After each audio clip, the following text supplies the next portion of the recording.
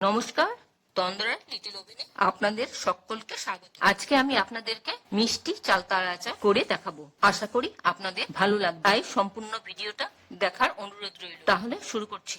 এই যে চালতা বাজার থেকে নিয়ে এলাম।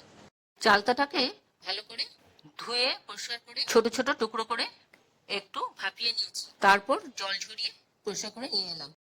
শুকনো খোলায় মশলাটা ভেজে নিচ্ছি। প্রথমে শুকনো লঙ্কা দিলাম, গোটা ধনে দিলাম, গোটা জিরে, মৌরি, জোয়ান 1 চামচ, মেথি হাফ টিস্পুন, গোলমরিচ 1 চামচ ভালো করে ভেজে ঠান্ডা করে গুঁড়িয়ে নেব। সর্ষে তেলে শুকনো লঙ্কা ফোড়ন দিয়ে 5 ফোড়ন দিয়ে দিলাম। এবার তার মধ্যে সেদ্ধ করে চালতার টুকরোগুলো দিয়ে দিলাম। সাথে হলুদ গুঁড়ো 1/4 টিস্পুন দিয়ে দিলাম, লবণ স্বাদ মতন দিয়ে দিলাম, তারপর বিট নুন দিয়ে দিলাম পরিমাণ মতন।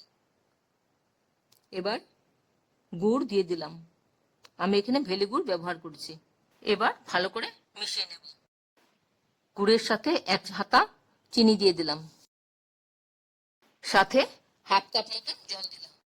এবার খুব ভালো করে মিশিয়ে নেব যতক্ষণ না গুড় আর চিনি সম্পূর্ণ গলে যায়। মিশ্রণটা ঘন হওয়া পর্যন্ত অপেক্ষা করব। তারপর গুঁড়িয়ে রাখা ভাজা মশলা দিয়ে দেব পরিমাণ মতন। খুব ভালো করে মিশিয়ে নেব। সবশেষে ভিনেগার দিয়ে দেব যাতে আচারটা ভালো থাকে। মাঝে মাঝে রোদ দিয়ে রাখলে 6 মাস মতন ভালো থাকবে। এবার ঠান্ডা করে বয়ামে ভরে নেব। আশা করি আপনাদের ভালো লেগেছে। ভালো লাগলে প্রচুর শেয়ার করবেন, লাইক ও ফলো করে আমার সাথে থাকবেন। নমস্কার।